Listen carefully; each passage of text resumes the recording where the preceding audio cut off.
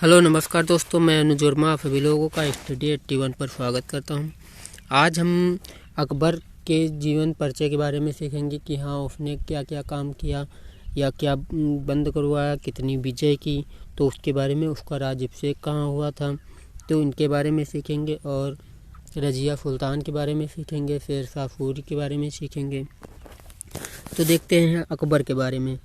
अकबर 1556 से लगा के 1605 ईस्वी तक शासन किया। अकबर का शासनकाल 1556 से लगा के 1605 ईस्वी तक शासन किया। इसका जन्म 15 अक्टूबर 1542 ईस्वी को अमरकोट में हुआ था। इसका जन्म कहाँ हुआ था? तो 15 अक्टूबर 1542 अमरकोट में इसका जन्म हुआ था। फिर इसका राज्याभिषेक कहाँ हुआ? तो राज्याभिषेक इसका हुआ था कलानौर, पंजाब में इसका राज्याभिषेक हुआ था। कहाँ हुआ था? कलानौर, पंजाब में इसका राज्याभिषेक हुआ था। फिर आगे देखते हैं अकबर की विजय कौन कौन थी, इसने क्या क्या जीता था अकबर ने, उसके बारे में देखते हैं। पहला हमारा है गोंडवाना विजय। क्या है? गोंडवाना विजय है जो 1564 ईस्वी में इसने जीता था। दूसरा चित्तौड़ विजय है जो 1568 ईस्वी में जीता। तीसरा कालिंजर की विजय है, कालिंजर की विजय जो 1570 ईस्वी में जीता। फिर आमेर की संधि थी जो 1562 ईस्वी में हुई। मारवाड़ पर विजय 1570 ईस्वी में किया। हल्दी घाटी का युद्ध 1576 ईस्वी में हुआ। आसिरगढ़ का युद्ध जो 1601 ईस्वी में हुआ था। आसिरगढ़ का युद्ध ये अकबर का सबसे आखिरी युद्ध था, आसिरगढ़ का युद्ध। फिर देखते हैं अकबर के महत्वपूर्ण कार्य कौन कौन थे। तो दास प्रथा का अंत किया 1562 ईस्वी में।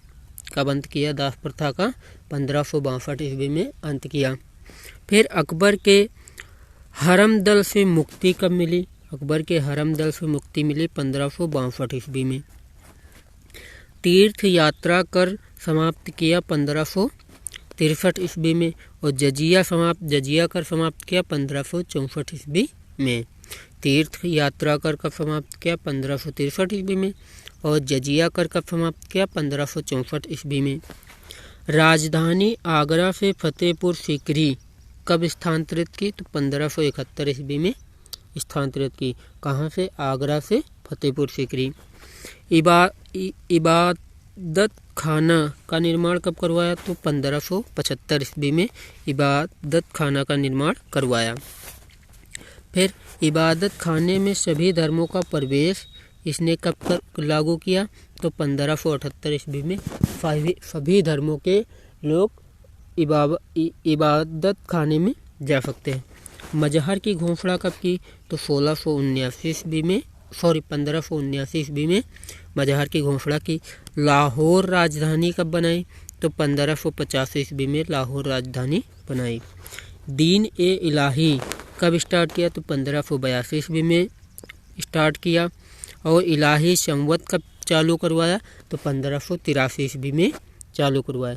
दीन ए इलाही कब स्टार्ट किया? तो 1582 ईस्वी में। और इलाही संवत 1583 ईस्वी में स्टार्ट करवाया। फिर अकबर के नवरत्न कौन कौन थे? तो कौन कौन था?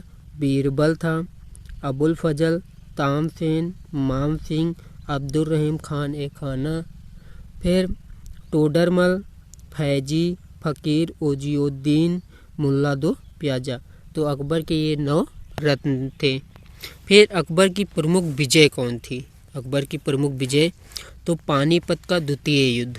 पानीपत का द्वितीय युद्ध जो 1556 ईस्वी में लड़ा गया था अकबर और राजा हेमू के बीच में। हेमचंद्र जिसका पूरा नाम था, राजा हेमचंद्र, उसके बीच में ये लड़ा गया था, अकबर और हेमू के बीच में। फिर अगला आता है 1576 ईस्वी में हल्दी घाटी का युद्ध हुआ। अकबर का सेनापति मान सिंह और महाराणा प्रताप के बीच में ये युद्ध लड़ा गया था। अकबर का जो सेनापति था मान सिंह और महाराणा प्रताप के बीच में ये युद्ध लड़ा गया था। तो ये थे प्रमुख विजय। फिर आगे देखते हैं मोहम्मद बिन तुगलक, जिसको जूना खां भी कहते हैं। मोहम्मद बिन तुगलक। इसका जन्म 1290 ईस्वी में हुआ था। कब हुआ था? 1290 ईस्वी में दिल्ली में इसका जन्म हुआ था। राजवंश कौन था? तो तुगलक वंश था। कौन था? तुगलक वंश था। निधन इसका 20 मार्च 1351 ईस्वी को सिंध में इसका निधन हो गया था। मूल नाम इसका उलुग खां था। मूल नाम उलुग खां था। इसकी शासन अवधि कितनी थी? तो 1 फरवरी 1325 से लगा के 20 मार्च 1351 ईस्वी तक इसने शासन किया। पूर्ववर्ती शासक कौन था? तो गयासुद्दीन तुगलक था पूर्ववर्ती शासक। उत्तरवर्ती शासक कौन था? तो फिरोज शाह तुगलक। ये उत्तरवर्ती। देखो, मोहम्मद बिन तुगलक से पहले कौन शासक था? तो गयासुद्दीन तुगलक था। और मोहम्मद बिन तुगलक के बाद का शासक कौन था? तो फिरोज शाह तुगलक था। इसका धर्म कौन था? तो इस्लाम धर्म था। इस्लाम धर्म था। इसने कृषि विभाग दीवान अमीर कोही की स्थापना की। कृषि विभाग दीवान आमिर कोही की स्थापना की। और इसको जूना खां भी कहते थे। मोहम्मद बिन तुगलक को जूना खां भी कहते थे। समाधि इसकी तुगलकाबाद दिल्ली में स्थापित है। इसकी समाधि कहाँ है? तुगलकाबाद दिल्ली में है। फिर आगे देखते हैं।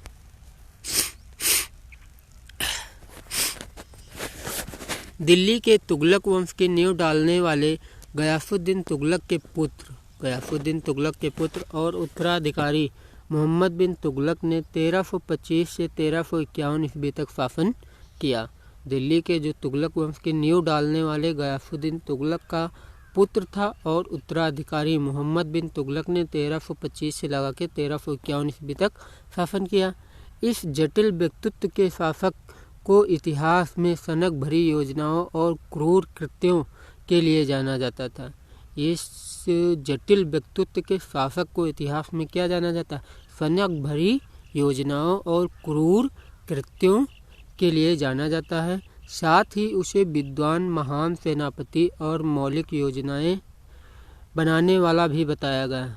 और साथ ही उसे विद्वान भी बताया गया है, मौलिक योजनाएं बनाने वाला भी बताया गया है और महान सेनापति भी बताया गया है। उसने अपने राज्य में मध्य राजधानी की स्थापना की और token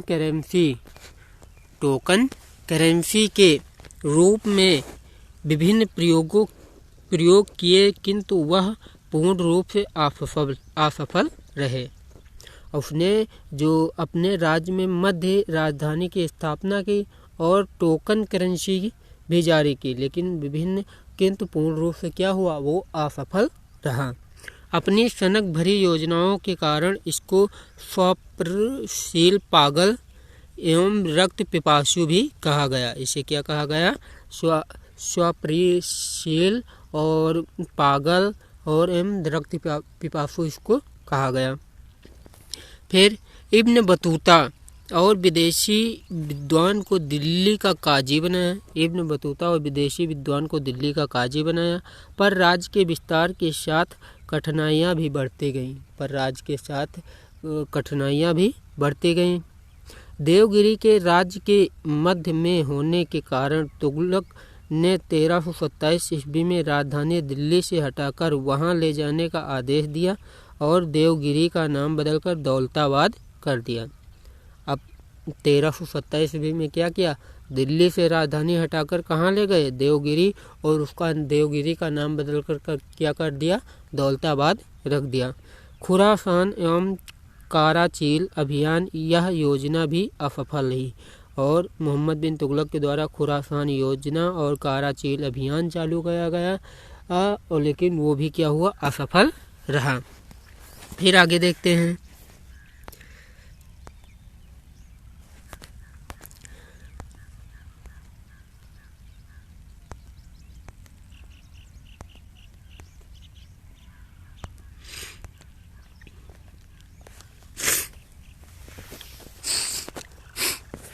मकदूनिया, Europe, Alexander the great, Sikandar के बारे में देखते हैं।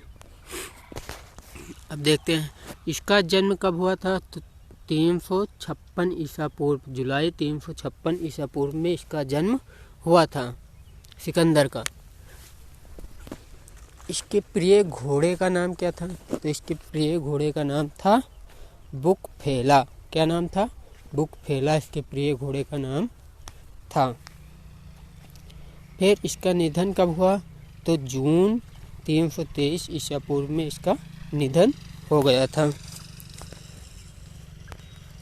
फिर पूर्ववर्ती शासक कौन था? तो पूर्ववर्ती शासक इसका फिलिप द्वितीय था। कौन था? फिलिप। पूर्ववर्ती शासक कौन था? तो फिलिप द्वितीय था। फिलिप द्वितीय मैसेडोन, फिलिप द्वितीय मैसेडोन था। फिर उत्तरवर्ती शासक कौन था? तो उत्तरवर्ती शासक सिकंदर चतुर्थ मैसेडोन था। सिकंदर चतुर्थ मैसेडोन था उत्तरवर्ती शासक। फिर शासन अवधि इसकी कितनी थी? तो 336 से लगा के 323 ईसा पूर्व तक इसने शासन किया। 336 से लगा के 323 ईसा पूर्व तक। गुरु इसके कौन थे? तो गुरु सिकंदर के गुरु अरस्तु थे और अरस्तु का गुरु सुकरात था। दफन इसको कहाँ किया गया? तो 323 ईसा पूर्व अफ्रीका सिकंदरिया में इसको दफन किया गया। इसके सेनापति कौन थे? तो सेनापति सेलुकस निकेटर सेनापति था। और जल सेनापति कौन था? तो निरियाकस था। कौन था? निरियाकस था। मकदूनिया यूरोप का शासक था। ये एलेक्जेंडर कहाँ का शासक था? मकदूनिया यूरोप का शासक था। अब देखो इसके पिता का नाम क्या था? इसके फादर का नाम था फिलिप द्वितीय। क्या नाम था? फिलिप द्वितीय। और माता का नाम ओलंपियस था। ओलंपियस इसकी माता का नाम था।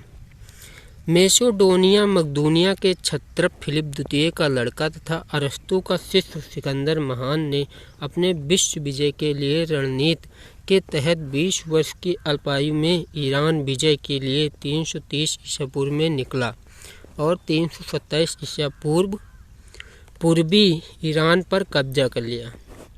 अब देखो मैसेडोनिया जो मकदूनिया को कहते थे उसका में मकदूनिया के क्षत्रप फिलिप द्वितीय का पुत्र लड़का था तथा अरस्तु का शिष्य था।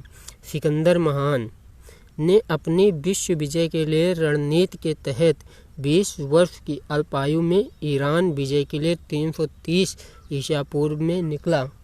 330 ईसा पूर्व में निकला और 327 ईसा पूर्व में ईरान के पूर्वी भाग पर कब्जा कर लिया। सिकंदर ने अपने विश्व विजय की योजना के अंतर्गत 326 ईसा पूर्व में भारत पर आक्रमण किया। विश्व विजय की योजना में सिकंदर ने क्या किया? 326 ईसा पूर्व में भारत पर आक्रमण किया। इस समय भारत के पश्चिमोत्तर भारत की स्थित 28 राज्यों में विभाजित थी। 28 राज्यों में विभाजित थी। अब कौन कौन से थे? तो उसमें से मुख्य देख लो। पुरु था, अभिसार, पूर्वी व पश्चिमी गांधार, कंठ था, कंठ, शोभती, मालव, क्षुद्रक, अनबस्ट, भद्र, गुलोनिकाय आदि ये विभाजित थे। 326 ईसा पूर्व में सिकंदर एवं पोरस के बीच झेलम नदी के किनारे भीषण युद्ध हुआ। झेलम नदी के किनारे भीषण युद्ध हुआ सिकंदर और पोरस के बीच में। कब? 326 ईसा पूर्व में, जिसमें पोरस की हार हुई। इस युद्ध को बितस्ता का युद्ध या हाइडे स्पीच का युद्ध के नाम से जाना जाता है। जीता राज्य उसको वापस कर दिया। अब सिकंदर ने राज्य तो जीत लिया लेकिन क्या कहा? और उसको वापस कर दिया। फिर आगे देखते हैं। मेगास्थनीज के अनुसार मंडनिस नामक दार्शनिक ने सिकंदर को अपने ज्ञान से प्रभावित किया। क्या किया? मेगास्थनीज के अनुसार मंडनिस नामक दार्शनिक ने सिकंदर को अपने ज्ञान से प्रभावित किया। सिकंदर ने 2 नगरों की स्थापना की।